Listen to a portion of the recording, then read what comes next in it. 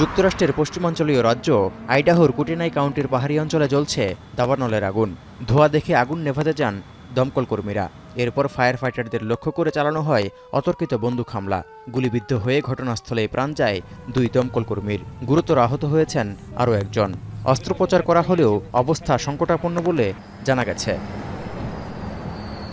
সিনেমার কল্পকাহিনীকেও হার মানিয়েছে আইডাহোর এই বন্দুক হামলার ঘটনা। স্থানীয় সময় রোববার দুপুর 1:30টার দিকে কোর ডিএলএন শহরের কাছে চাঞ্চল্যকর এই ঘটনায় মুহূর্তেই পুরো এলাকায় ছড়িয়ে পড়ে আতঙ্ক।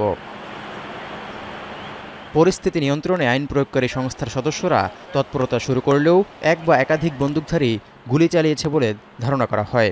এমনকি দ্রুত গুলি চালানোর জন্য উচ্চ ক্ষমতাসম্পন্ন স্পোর্টিং রাইফেল ব্যবহার করা হয়েছে বলেও জানিয়েছে police. We did lose a Coeur d'Alene firefighter and we did lose a firefighter from the Kootenai County Fire and Rescue. এরপর অভিযানে নামে সোয়াট টিম। গোলাগুলির পর তল্লাশি শুরু করলে আগ্নেয়াস্ত্রসহ একজনের মৃতদেহ পাওয়া যায়। এরপর শেরিফ পুলিশ জানায় বন্দুক হামলায় একজনই জড়িত ছিল এবং তার মৃতদেহ খুঁজে পাওয়া গেছে। Preliminary information, we believe that is the only shooter that was on that mountain at that time.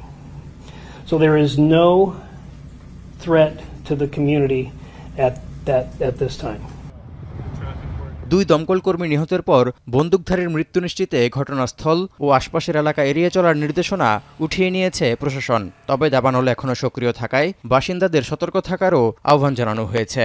নিহত দমকল কর্মীদের পরিবারের প্রতি গভীর শোক ও সমবেদনা জানিয়েছেন গভর্নর বেট লিটল। তৌহিদুর রহমান, এখন বিশ্ব। মাঠের অলরাউন্ডার আমি, আর ঘরের allrounder Tilex. Tilex toilet cleaner, clean মানেই টাইলক্স।